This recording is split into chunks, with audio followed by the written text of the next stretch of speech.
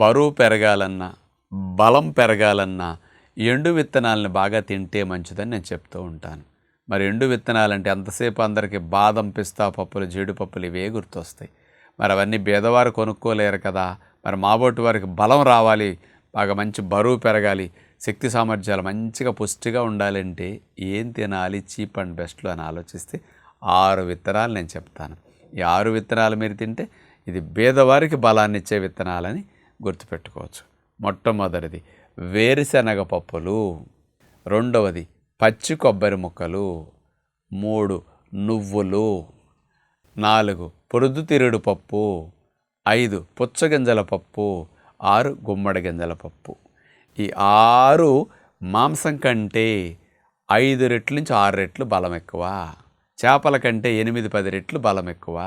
కాబట్టి ఖర్చు తక్కువలో ఎక్కువ బలాన్ని ఇచ్చే పేదలకి ఉపయోగపడే అతి బలమైన విత్తనాలు 6. ఈ 6టిని రోజు ఒక్కసారే తినలేకపోయినా ఈరోజు 2-3 రకాలు తినండి, రేపు 2-3 రకాలు తినండి. అట్లా రోజు విత్తనాలు అనేది బాగా తినగలిగితే మీకు హై ప్రోటీన్ అంటే మంచి మాంసకృతులు ఎక్కువగా వస్తాయి, మంచి బలం వస్తుంది, మంచి కొవ్వులు వెళతాయి.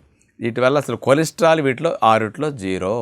ఏ రూపంలో కొలెస్ట్రాల్ ఉండదు. కొలెస్ట్రాల్ రావడానికి ఛాన్స్ కూడా ఇవి కలిగించవు అసలు మీకు.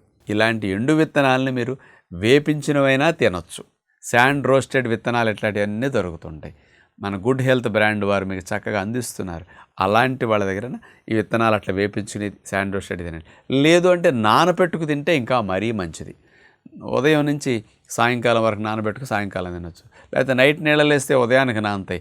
ఈ ఎండు విత్తనాలు నానితేనే త్వరగా జీర్ణమై పోషకాలన్నీ ఒంట్లోకి వెళతాయి.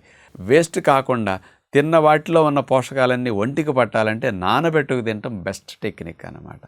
ఇలా మనం ఉపయోగించుకుంటే బలాన్ని ఇవ్వటానికి పేదవారికి బెస్ట్ నట్స్ అని చెప్పొచ్చు.